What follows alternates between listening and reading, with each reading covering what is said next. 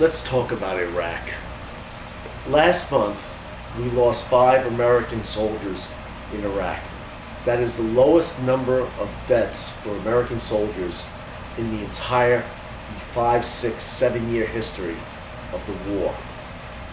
Essentially, the press hasn't reported it because the press tends to be biased. Essentially, we've now won this war.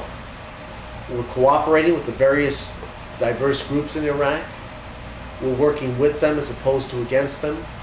And we have learned from the disastrous mistakes that were made in the early stages of this war.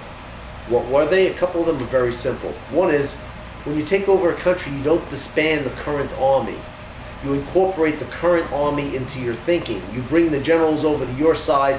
You pay them whatever you have to pay them. You set up Swiss bank accounts for them over a period of 5 years so that they're loyal to you based on money for the next 5 years. You bring the soldiers over. You pay the soldiers. What did we do? We disbanded the entire military of the Iraqi armed forces.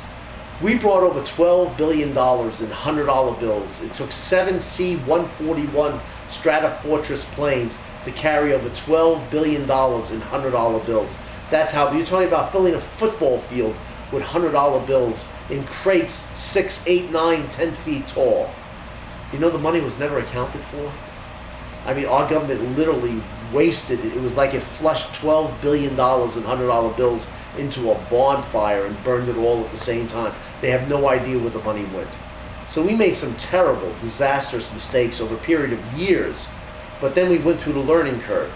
So what you're seeing now is the end of that learning curve, where the generals are figuring out what they have to do, how they have to do it, how do they incorporate it, how do they execute it. And the war, for the first time, is now going well. We've effectively won the war in Iraq. It simply hasn't been reported yet. For more information on this and other topics, please visit our website.